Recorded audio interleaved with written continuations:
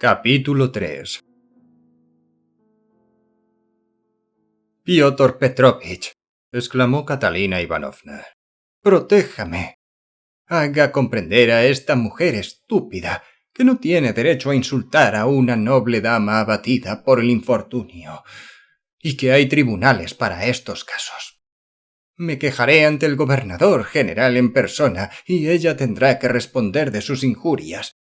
En memoria de la hospitalidad que recibió usted de mi padre, defienda a estos pobres huérfanos». «Permítame, señora, permítame», respondió Piotr Petrovich tratando de apartarla. «Yo no he tenido jamás el honor, y usted lo sabe muy bien, de tratar con su padre». «Perdone, señora». Alguien se echó a reír estrepitosamente. «Pero no tengo la menor intención de mezclarme en sus continuas disputas con Amalia Ivanovna. Vengo aquí para un asunto personal. Deseo hablar inmediatamente con su hijastra Sonia Simonovna. Se llama así, ¿no es cierto? Permítame». Y Piotr Petrovich, pasando por el lado de Catalina Ivanovna, se dirigió al extremo opuesto de la habitación, donde estaba Sonia. Catalina Ivanovna quedó clavada en el sitio, como fulminada. No comprendía por qué Piotr Petrovich negaba que había sido huésped de su padre. Esta hospitalidad creada por su fantasía había llegado a ser para ella un artículo de fe. Por otra parte, le sorprendía el tono seco, altivo y casi desdeñoso con que le había hablado Lujin. Ante la aparición de Piotr Petrovich se había ido restableciendo el silencio poco a poco. Aun dejando aparte que la gravedad y la corrección de aquel hombre de negocios contrastaba con el aspecto desaliñado de los inquilinos de la señora Lippespechel, todos ellos comprendían que sólo un motivo de excepcional importancia podía justificar la presencia de Lujin en aquel lugar, y en consecuencia esperaban un golpe teatral. Raskolnikov, que estaba al lado de Sonia, se apartó para dejar el paso libre a Piotr Petrovich, el cual, al parecer, no advirtió su presencia. Transcurrido un instante, apareció Lebeziatnikov, pero no entró en la habitación, sino que se quedó en el umbral. En su semblante se mezclaban la curiosidad y la sorpresa, y prestó atención a lo que allí se decía, demostrando un vivo interés, pero con el gesto del que nada comprende. «Perdónenme que les interrumpa», dijo Piotr Petrovich sin dirigirse a nadie particularmente. «Pero me he visto obligado a venir por un asunto de gran importancia. Además, celebro poder hablar entre testigos. Amalia Ivanovna, le ruego que en su calidad de propietaria de la casa preste atención al diálogo que voy a mantener con Sonia Simonovna». Y volviéndose hacia la joven, que daba muestras de profunda sorpresa y estaba atemorizada, continuó. «Sonia Simonovna, inmediatamente después de su visita, he advertido la desaparición de un billete de banco de 100 rublos que estaba sobre una mesa en la habitación de mi amigo Andrés Simonovich Lebeziatnikov. Si usted sabe dónde está ese billete y me lo dice, le doy palabra de honor en presencia de todos estos testigos de que el asunto no pasará adelante. En el caso contrario me veré obligado a tomar medidas más serias, y entonces no tendrá derecho a quejarse sino de usted misma». Un gran silencio siguió a estas palabras. Incluso los niños dejaron de llorar. Sonia, pálida como una muerta, miraba a Lujin sin poder pronunciar palabra. Daba la impresión de no haber comprendido. Transcurrieron unos segundos. «Bueno, decídase», le dijo Piotr Petrovich mirándola fijamente. Yo no sé nada», repuso Sonia con voz débil. «De modo que no sabe usted nada». Dicho esto, Lujin dejó pasar varios segundos más. Luego continuó en tono severo. «Piénselo bien, señorita. Le doy tiempo para que reflexione. Comprenda que si no estuviera completamente seguro de lo que digo, me guardaría mucho de acusarla tan formalmente como lo estoy haciendo. Tengo demasiada experiencia para exponerme a un proceso por difamación. Esta mañana he negociado varios títulos por un valor nominal de unos 3.000 rublos. La suma exacta consta en mi cuaderno de notas. Al regresar a mi casa he contado el dinero. Andrés Simonovich es testigo. Después de haber contado 2.300 rublos, los he puesto en una cartera que me he guardado en el bolsillo. Sobre la mesa han quedado alrededor de 500 rublos, entre los que había 3 billetes de 100. Entonces ha llegado usted, llamada por mí, y durante todo el tiempo que ha durado su visita ha dado usted muestras de una agitación extraordinaria, hasta el extremo de que se ha levantado 3 veces en su prisa por marcharse, aunque nuestra conversación no había terminado. Andrés Simonovich es testigo de que todo cuanto acabo de decir es exacto. Creo que no lo negará usted, señorita. La he mandado llamar por medio de Andrés Simonovich con el exclusivo objeto de hablar con usted sobre la triste situación en que ha quedado su segunda madre, Catalina Ivanovna, cuya invitación me ha sido imposible atender, y tratar de la posibilidad de ayudarla mediante una rifa, una suscripción o algún otro procedimiento semejante. Le doy todos estos detalles en primer lugar para recordarle cómo han ocurrido las cosas y en segundo para que vea usted que lo recuerdo todo perfectamente. Luego he cogido de la mesa un billete de 100 rublos y se lo he entregado, haciendo constar que era mi aportación personal y el primer socorro para su madrastra. Todo esto ha ocurrido en presencia de Andrés Simonovich. Seguidamente la he acompañado hasta la puerta y he podido ver que estaba tan trastornada como cuando ha llegado. Cuando usted ha salido, yo he estado conversando durante unos 10 minutos con Andrés Simonovich. Finalmente, él se ha retirado y yo me he acercado a la mesa para recoger el resto de mi dinero, contarlo y guardarlo. Entonces, con profundo asombro, he visto que faltaba uno de los 3 billetes. Comprenda usted, señorita, no puedo sospechar de Andrés Simonovich. La simple idea de esta sospecha me parece un disparate. Tampoco es posible que me haya equivocado en mis cuentas, porque las he verificado momentos antes de llegar usted y he comprobado su exactitud. Comprenda que la agitación que usted ha demostrado, su prisa en marcharse, el hecho de que haya tenido usted en todo momento las manos sobre la mesa, y también, en fin, su situación social y los hábitos propios de ella, son motivos suficientes para que me vea obligado, muy a pesar mío, y no sin cierto horror, a concebir contra usted sospechas, crueles sin duda, pero legítimas. Quiero añadir y repetir que por muy convencido que esté de su culpa sé que corro cierto riesgo al acusarla. Sin embargo, no vacilo en hacerlo, y le diré por qué. Lo hago exclusivamente por su ingratitud. La llamo para hablar de una posible ayuda a su infortunada segunda madre. Le entrego mi óbolo de 10 rublos, y he aquí el pago que usted me da. No, esto no está nada bien. Necesita usted una lección. Reflexione. Le hablo como le hablaría a su mejor amigo. Y en verdad no puede usted tener en este momento otro amigo mejor, pues si no lo fuese, procedería con todo rigor e inflexibilidad. Bueno, ¿qué dice usted? Yo no le he quitado nada, murmuró Sonia aterrada.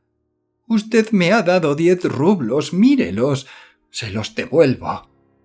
Sacó el pañuelo del bolsillo, deshizo un nudo que había en él, sacó el billete de 10 rublos que Lujin le había dado y se lo ofreció. ¿Así? Dijo Piotr Petrovich en un tono de censura y sin tomar el billete. ¿Así persiste usted en negar que me ha robado 100 rublos? Sonia miró en todas direcciones y solo vio semblantes terribles, burlones, severos o cargados de odio. Dirigió una mirada a Raskolnikov, que estaba en pie junto a la pared. El joven tenía los brazos cruzados y fijaba en ella sus ardientes ojos. «¡Dios mío!», gimió Sonia. «Amalia Ivanovna», dijo Lujin en un tono dulce, casi acariciador. «Habrá que llamar a la policía, y le ruego que haga subir al portero para que esté aquí mientras llegan los agentes». antes. «Gott der Barmerschich», dijo la señora Lippewechsel. «Ya sabía yo que era una ladrona». «¿Con que lo sabía usted? Entonces no cabe duda de que existen motivos para que usted haya pensado en ello. Honorable Amalia Ivanovna, le ruego que no olvide las palabras que acaba de pronunciar, por cierto ante testigos». En ese momento se alzaron rumores de todas partes. La concurrencia se agitaba. «¿Pero qué dice usted?», exclamó de pronto Catalina Ivanovna, saliendo de su estupor y arrojándose sobre Luzhin. «¿Se atreve a acusarla de robo? ¿A ella? ¿A Sonia? ¡Cobarde! ¡Canalla!». Se arrojó sobre Sonia y la rodeó con sus descarnados brazos. «Sonia, ¿cómo has podido aceptar 10 rublos de este señor? ¡Qué infeliz eres! Dámelos, dámelos enseguida. Ahí los tiene». Catalina Ivanovna se había apoderado del billete, lo estrujó y se lo tiró a Luzhin a la cara. El papel, hecho una bola, fue a dar contra un ojo de Piotr Petrovich y después cayó al suelo. Amalia Ivanovna se apresuró a recogerlo. Luzhin se indignó. «¡Cojan a esta loca!». En ese momento varias personas aparecieron en el umbral al lado de Lebeziatnikov. Entre ellas estaban las 2 provincianas. «¿Loca? ¿Loca yo?», gritó Catalina Ivanovna. «Tú sí que eres un imbécil, un vil agente de negocios, un infame. Sonia quitarle dinero, Sonia una ladrona. Antes te lo daría que quitártelo, idiota». Lanzó una carcajada histérica, y yendo de inquilino en inquilino y señalando a Luzhin, exclamaba: «¿Ha visto usted un imbécil semejante?». De pronto vio a Amalia Ivanovna y se detuvo. «Y tú también, salchichera, miserable prusiana. Tú también crees que es una ladrona. ¿Cómo es posible?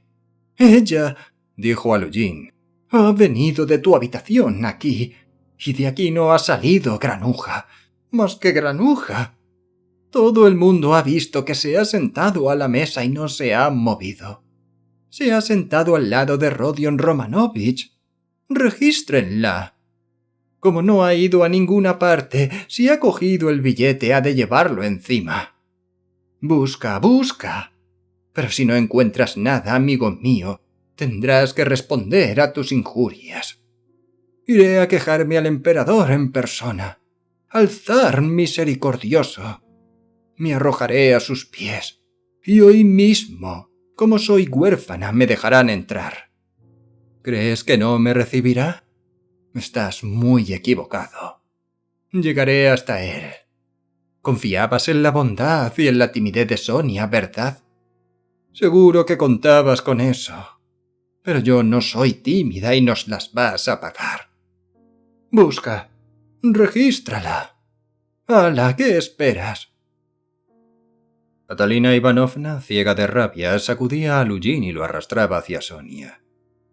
«Lo haré. Correré con esa responsabilidad. Pero cálmese, señora. Ya veo que usted no teme a nada ni a nadie. Esto se debía hacer en la comisaría. Aunque», prosiguió Luzhin balbuceando, «hay aquí bastantes testigos. Estoy dispuesto a registrarla. Sin embargo, es una cuestión delicada a causa de la diferencia de sexos. Si Amalia Ivanovna quisiera ayudarnos... Desde luego no es así como se hacen estas cosas, pero hay casos en que... Hágala registrar por quien quiera», vociferó Catalina Ivanovna. «Enséñale los bolsillos. Mira, mira, monstruo. En este no hay nada más que un pañuelo, como puedes ver. Ahora el otro. Mira, mira, ¿lo ves bien?».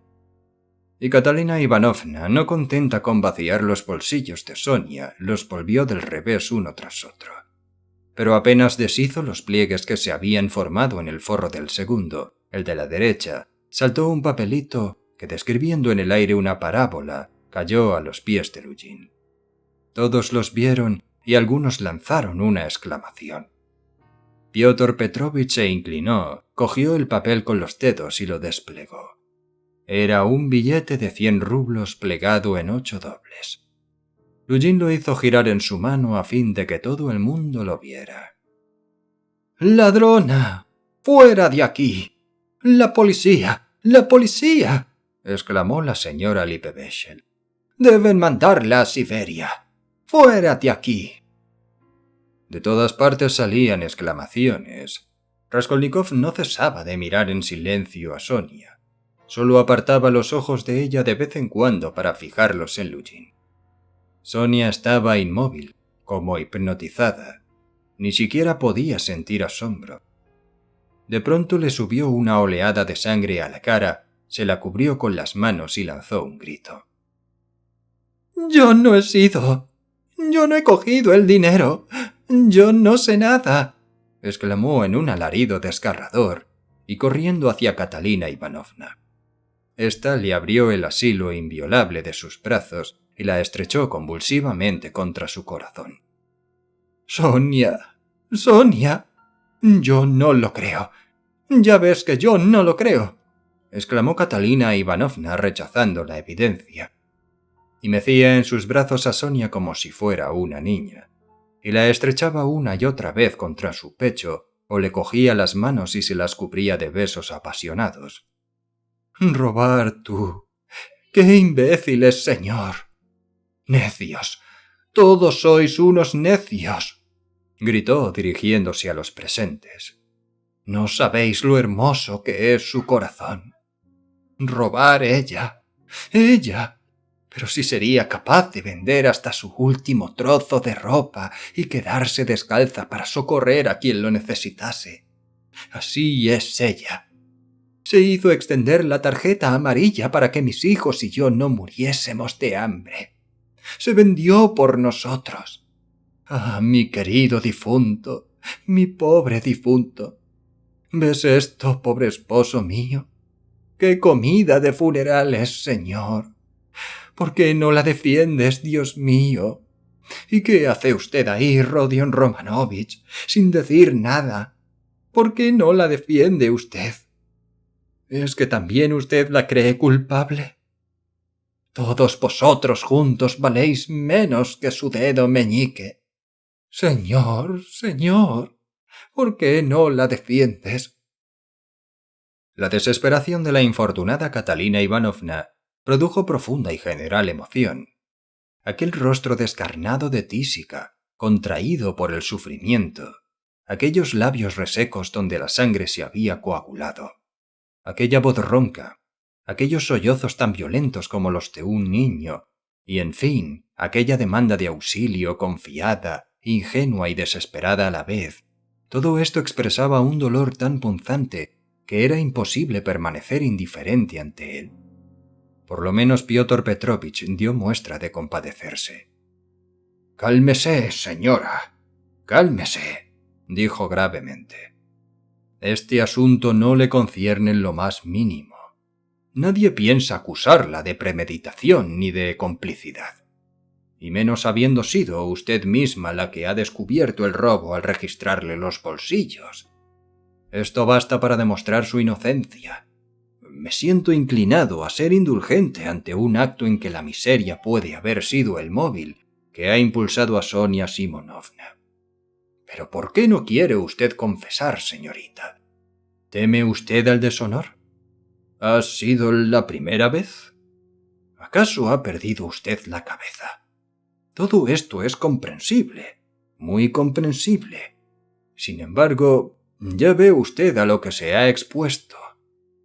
Señores, continuó dirigiéndose a la concurrencia, dejándome llevar de un sentimiento de compasión y de simpatía, por decirlo así, estoy dispuesto todavía a perdonarlo todo, a pesar de los insultos que se me han dirigido.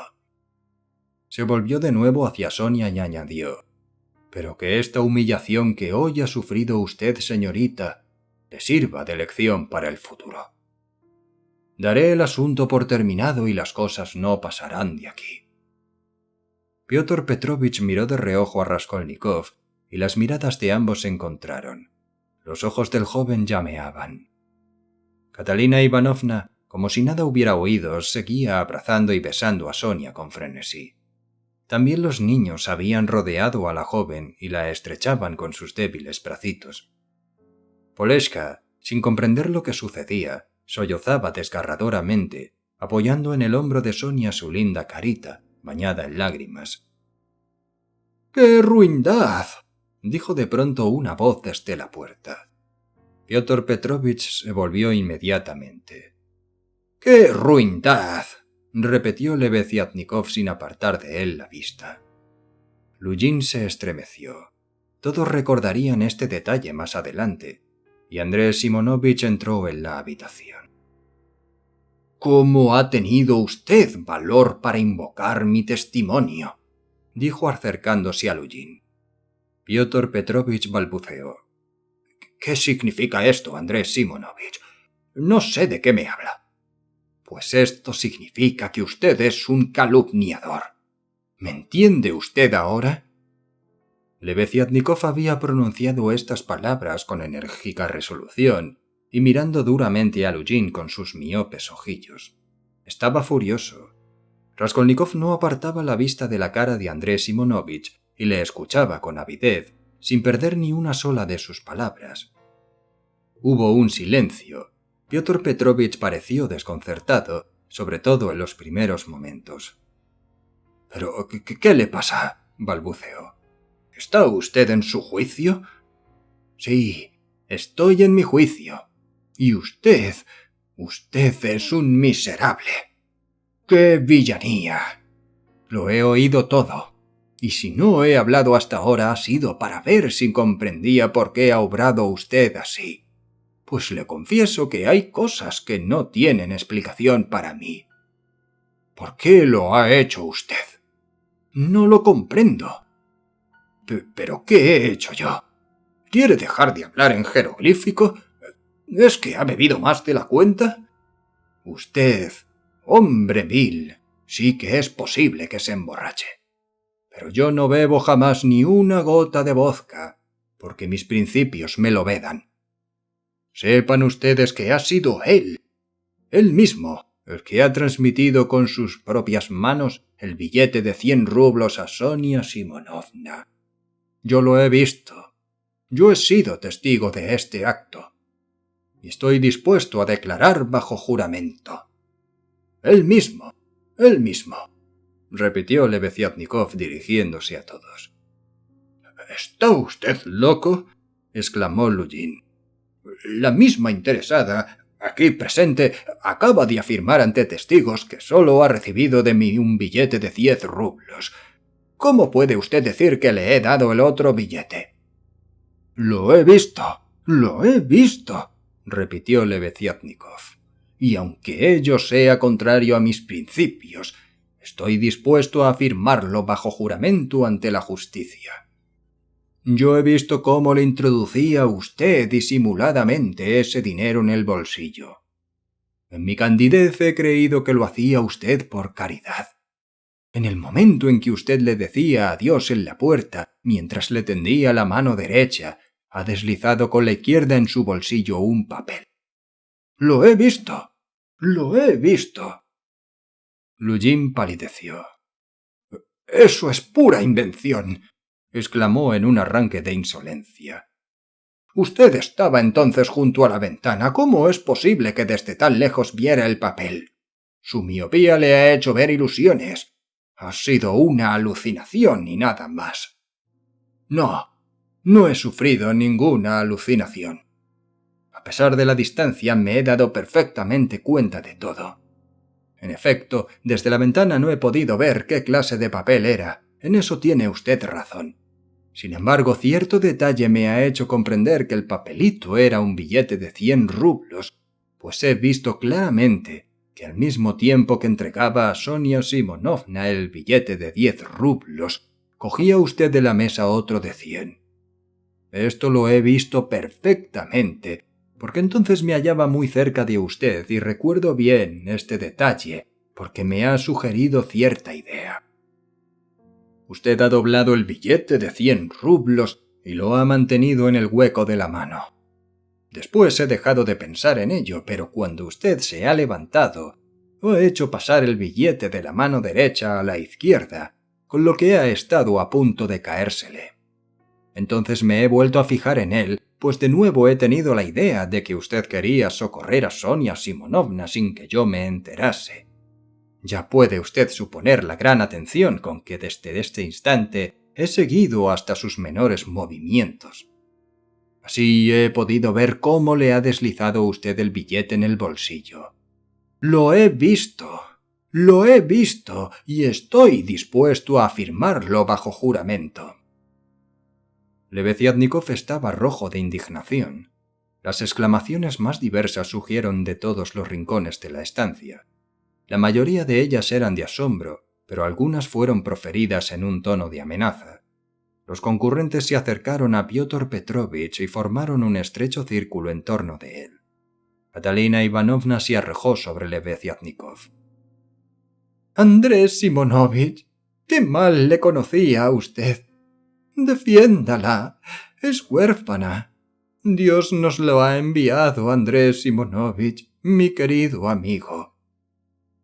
Y Catalina Ivanovna, en un arrebato casi inconsciente, se arrojó a los pies del joven. «¡Está loco!», exclamó Lujin ciego de rabia. «Todos son invenciones suyas. ¿Qué si se había olvidado y luego se había vuelto a acordar? ¿Qué significa esto? Según usted, yo he puesto intencionadamente estos 100 rublos en el bolsillo de esta señorita. ¿Pero por qué? ¿Con qué objeto? Esto es lo que no comprendo. Pero le aseguro que he dicho la verdad. Tan cierto estoy de no equivocarme, miserable criminal, que en el momento en que le estrechaba la mano felicitándole, recuerdo que me preguntaba con qué fin habría regalado usted ese billete a hurtadillas. O dicho de otro modo, ¿por qué se ocultaba para hacerlo? Misterio. Me he dicho que tal vez quería usted ocultarme su buena acción al saber que soy enemigo por principio de la caridad privada, a la que considero como un paliativo inútil. He deducido, pues, que no quería usted que supiera que entregaba a Sonia Simonovna una cantidad tan importante y además que deseaba dar una sorpresa a la beneficiada. Todos sabemos que hay personas que se complacen en ocultar las buenas acciones. También me he dicho que tal vez quería usted poner a prueba a la muchacha, a ver si volvía para darle las gracias cuando encontrara el dinero en su bolsillo. O, por el contrario, que deseaba usted eludir su gratitud según el principio de que la mano derecha debe ignorar y otras 1000 suposiciones parecidas. Solo Dios sabe las conjeturas que han pasado por mi cabeza. Decidí reflexionar más tarde a mis anchas sobre el asunto, pues no quería cometer la indelicadeza de dejarle entrever que conocía su secreto. De pronto me ha asaltado un temor. Al no conocer su acto de generosidad, Sonia Simonovna podía perder el dinero sin darse cuenta. Por eso he tomado la determinación de venir a decirle que usted había depositado un billete de 100 rublos en su bolsillo. Pero al pasar, me he detenido en la habitación de las señoras Kobiliatnikov a fin de entregarles la ojeada general sobre el método positivo y recomendarles especialmente el artículo de Piderit y también el de Wagner. Finalmente he llegado aquí y he podido presenciar el escándalo. Y dígame, ¿se me habría ocurrido pensar en todo esto? ¿Me habría hecho todas estas reflexiones si no le hubiera visto introducir el billete de 100 rublos en el bolsillo de Sonia Simonovna? Andrés Simonovich terminó este largo discurso, coronado con una conclusión tan lógica, en un estado de extrema fatiga. El sudor corría por su frente. Por desgracia para él, le costaba gran trabajo expresarse en ruso, aunque no conocía otro idioma. Su esfuerzo oratorio le había agotado, incluso parecía haber perdido peso. Sin embargo, su alegato verbal había producido un efecto extraordinario. Lo había pronunciado con tanto calor y convicción que todos los oyentes le creyeron. Piotr Petrovich advirtió que las cosas no le iban bien. «¿Qué me importa a mí las estúpidas preguntas que hayan podido atormentarle?», exclamó. «Eso no constituye ninguna prueba. Todo lo que usted ha pensado puede ser obra de su imaginación. Y yo, señor, puedo decirle que miente usted. Usted miente y me calumnia llevado de un deseo de venganza personal. Usted no me perdona que haya rechazado el impío radicalismo de sus teorías sociales». Pero este falso argumento, lejos de favorecerle, provocó una oleada de murmullos en contra de él. «Eso es una mala excusa», exclamó Lebeziatnikov. «Te digo en la cara que mientes. Llama a la policía y declararé bajo juramento. Un solo punto ha quedado en la oscuridad para mí. El motivo que te ha impulsado a cometer una acción tan villana. ¡Miserable!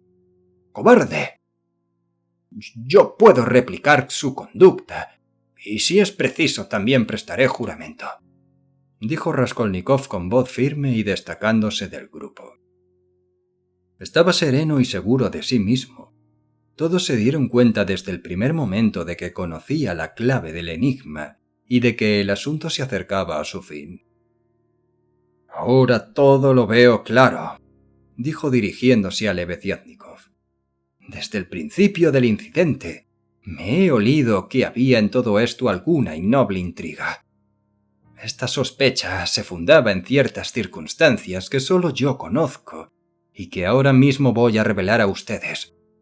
En ellas está la clave del asunto. Gracias a su detallada exposición, Andrés Simonovich se ha hecho la luz en mi mente. Ruego a todo el mundo que preste atención. Este señor», señalaba a Lujin, «pidió en fecha reciente la mano de una joven, hermana mía, cuyo nombre es Avdotia Romanovna Raskolnikov. Pero cuando llegó a Petersburgo hace poco y tuvimos nuestra primera entrevista discutimos, y de tal modo que acabé por echarle de mi casa. Escena que tuvo 2 testigos, los cuales pueden confirmar mis palabras. Este hombre es todo maldad. Yo no sabía que se hospedaba en su casa, Andrés Simonovich. Así se comprende que pudiera ver anteayer, es decir, el mismo día de nuestra disputa, que yo, como amigo del difunto, entregaba dinero a la viuda para que pudiera atender a los gastos del entierro. El señor Lujin escribió enseguida una carta a mi madre en que le decía que yo había entregado dinero no a Catalina Ivanovna, sino a Sonia Simonovna. Además, hablaba de esta joven en términos en extremo insultantes, dejando entrever que yo mantenía relaciones íntimas con ella. Su finalidad, como ustedes pueden comprender, era indisponerme con mi madre y con mi hermana, haciéndoles creer que yo despilfarraba ignominiosamente el dinero que ellas se sacrificaban en enviarme. Ayer por la noche, en presencia de mi madre, de mi hermana y de él mismo, expuse la verdad de los hechos, que este hombre había falseado. Dije que había entregado el dinero a Catalina Ivanovna, a la que entonces no conocía aún, y añadí que Piotr Petrovich Lujin, con todos sus méritos, valía menos que el dedo meñique de Sonia Simonovna, de la que hablaba tan mal. Él me preguntó entonces si yo sería capaz de sentar a Sonia Simonovna al lado de mi hermana, y yo le respondí que ya lo había hecho aquel mismo día. Furioso, al ver que mi madre y mi hermana no reñían conmigo fundándose en sus calumnias, llegó al extremo de insultarlas groseramente. Se produjo la ruptura definitiva y lo pusimos en la puerta. Todo esto ocurrió anoche. Ahora les ruego a ustedes que me presten la mayor atención. Si el señor Lujin hubiera conseguido presentar como culpable a Sonia Simonovna, habría demostrado a mi familia que sus sospechas eran fundadas y que tenía razón para sentirse ofendido por el hecho de que permitiera a esta joven alternar con mi hermana, y en fin, que atacándome a mí defendía el honor de su prometida. En una palabra, Esto suponía para él un nuevo medio de indisponerme con mi familia, mientras él reconquistaba su estimación. Al mismo tiempo se vengaba de mí, pues tenía motivos para pensar que la tranquilidad de espíritu y el honor de Sonia Simonovna me afectaban íntimamente. Así pensaba él, y esto es lo que yo he deducido. Tal es la explicación de su conducta. No es posible hallar otra. Así, poco más o menos terminó Raskolnikov su discurso, que fue interrumpido frecuentemente por las exclamaciones de la atenta concurrencia. Hasta el final de su acento fue firme, sereno y seguro. Su tajante voz, la convicción con que hablaba y la severidad de su rostro impresionaron profundamente al auditorio. «Sí, sí, eso es. No cabe duda de que es eso», se apresuró a decirle Veziatnikov entusiasmado. «Prueba de ello es que cuando Sonia Simonovna ha entrado en la habitación, él me ha preguntado si estaba usted aquí, si yo le había visto entre los invitados de Catalina Ivanovna. Esta pregunta me la ha hecho en voz baja y después de llevarme junto a la ventana. O sea que deseaba que usted fuera testigo de todo esto. Sí, sí, no cabe duda de que es eso». Lujin guardaba silencio y sonreía desdeñosamente. Pero estaba pálido como un muerto. Evidentemente buscaba el modo de salir del atolladero. De buena gana se habría marchado, pero esto no era posible por el momento. Marcharse así habría representado admitir las acusaciones que pesaban sobre él y reconocer que había calumniado a Sonia Simonovna. Por otra parte, los asistentes se mostraban sumamente excitados por las excesivas libaciones. El de Intendencia, aunque era incapaz de forjarse una idea clara de lo sucedido, era el que más gritaba y proponía las medidas más desagradables para Lujin. La habitación estaba llena de personas embriagadas, pero también habían acudido huéspedes de otros aposentos, atraídos por el escándalo. Los tres polacos estaban indignadísimos y no cesaban de proferir en su lengua insultos contra Piotr Petrovich, al que llamaban, entre otras cosas, Pane Ladak. Sonia escuchaba con gran atención, pero no parecía acabar de comprender lo que pasaba. Su estado era semejante al de una persona que acababa de salir de un desvanecimiento. No apartaba los ojos de Raskolnikov, comprendiendo que solo él podía protegerla. La respiración de Catalina Ivanovna era silbante y penosa. Estaba completamente agotada, pero era Amalia Ivanovna la que tenía un aspecto más grotesco, con su boca abierta y su cara de pasmo. Era evidente que no comprendía lo que estaba ocurriendo. Lo único que sabía era que Piotr Petrovich se hallaba en una situación comprometida. Raskolnikov intentó volver a hablar, pero enseguida renunció a ello al ver que los inquilinos se precipitaban sobre Lujin y formando en torno de él un círculo compacto, le dirigían toda clase de insultos y amenazas. Pero Lujin no se amilanó. Comprendiendo que había perdido definitivamente la partida, recurrió a la insolencia. «Permítanme, señores, permítanme. No se pongan así. Déjenme pasar», dijo mientras se abría paso. «No se molesten ustedes en intentar amedrentarme con sus amenazas. Tengan la seguridad de que no adelantarán nada, pues no soy de los que se asustan fácilmente. Por el contrario, les advierto que tendrán que responder de la cooperación que han prestado a un acto delictivo. La culpabilidad de la ladrona está más que probada y presentaré la oportuna denuncia. Los jueces no están ciegos ni bebidos. Por eso rechazarán el testimonio de dos impíos, de dos revolucionarios que me calumnian por una cuestión de venganza personal, como ellos mismos han tenido la candidez de reconocer. Permítanme, señores. No podría soportar ni un minuto más su presencia en mi habitación», le dijo Andrés Simonovich. «Haga el favor de marcharse. No quiero ningún trato con usted. Cuando pienso que he estado 2 semanas gastando saliva para exponerle...» «Andrés Simonovich, recuerde que hace un rato le he dicho que me marchaba y usted trataba de retenerme. Ahora me limitaré a decirle que es usted un tonto de remate y que le deseo se cure de la cabeza y de los ojos. Permítanme, señores. Y consiguió terminar de abrirse paso. Pero el de Intendencia no quiso dejarle salir de aquel modo. Considerando que los insultos eran un castigo insuficiente para él, cogió un vaso de la mesa y se lo arrojó con todas sus fuerzas. Desgraciadamente, el proyectil fue a estrellarse contra Amalia Ivanovna, que empezó a proferir grandes alaridos, mientras el de Intendencia, que había perdido el equilibrio al tomar impulso para el lanzamiento, caía pesadamente sobre la mesa. Piotr Petrovich logró llegar a su aposento y 1 hora después había salido de la casa.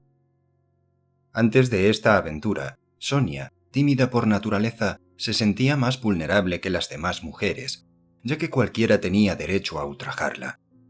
Sin embargo, había creído hasta entonces que podría contrarrestar la malevolencia a fuerza de discreción, dulzura y humildad. Pero esta ilusión se había desvanecido y su decepción fue muy amarga. Era capaz de soportarlo todo con paciencia y sin lamentarse, y el golpe que acababa de recibir no estaba por encima de sus fuerzas, pero en el primer momento le pareció demasiado duro.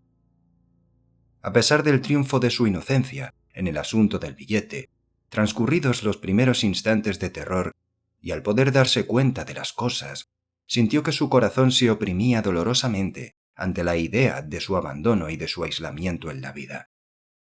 Sufrió una crisis nerviosa y sin poder contenerse salió de la habitación y corrió a su casa. Esta huida casi coincidió con la salida de Lujin. Amalia Ivanovna, cuando recibió el proyectil destinado a Piotr Petrovich en medio de las carcajadas de los invitados, montó en cólera y su indignación se dirigió contra Catalina Ivanovna, sobre la que se arrojó vociferando como si la hiciera responsable de todo lo ocurrido. «¡Fuera de aquí enseguida! ¡Fuera!». Y al mismo tiempo que gritaba, cogía todos los objetos de la inquilina que encontraba al alcance de la mano y los arrojaba al suelo. La pobre viuda, que se había tenido que echar en la cama, exhausta y rendida por el sufrimiento, saltó del lecho y se arrojó sobre la patrona. Pero las fuerzas eran tan desiguales que Amalia Ivanovna la rechazó tan fácilmente como si luchara con una pluma. «Es el colmo. No contenta con calumniar a Sonia, ahora la toma conmigo. Me echa a la calle el mismo día de los funerales de mi marido. Después de haber recibido mi hospitalidad, me pone en medio del arroyo con mis pobres huérfanos. ¿A dónde iré?». Y la pobre mujer sollozaba en el límite de sus fuerzas. De pronto sus ojos llamearon y gritó desesperadamente: «Señor, ¿es posible que no exista la justicia aquí abajo? ¿A quién defenderás si no nos defiendes a nosotros? En fin, ya veremos. En la tierra hay jueces y tribunales. Presentaré una denuncia. Prepárate, desalmada. Poleska, no dejes a los niños. Volveré enseguida. Si es preciso, esperadme en la calle. Ahora veremos si hay justicia en este mundo». Catalina Ivanovna se envolvió la cabeza en aquel trozo de paño verde de que había hablado Marmeladov. Atravesó la multitud de inquilinos embriagados que se hacinaban en la estancia y, gimiendo y bañada en lágrimas, salió a la calle. Estaba resuelta a que le hicieran justicia en el acto y costara lo que costase. Poleska, aterrada, se refugió con los niños en un rincón junto al baúl. Rodeó con sus brazos a sus hermanitos y así esperó la vuelta de su madre. Amalia Ivanovna iba y venía por la habitación como una furia, rugiendo de rabia, lamentándose y arrojando al suelo todo lo que caía en sus manos. Entre los inquilinos reinaba gran confusión. Unos comentaban a grandes voces lo ocurrido, otros discutían y se insultaban, y algunos seguían entonando canciones. «Ha llegado el momento de marcharse», pensó Raskolnikov. «Vamos a ver qué dice ahora Sonia Simonovna». Y se dirigió a casa de Sonia.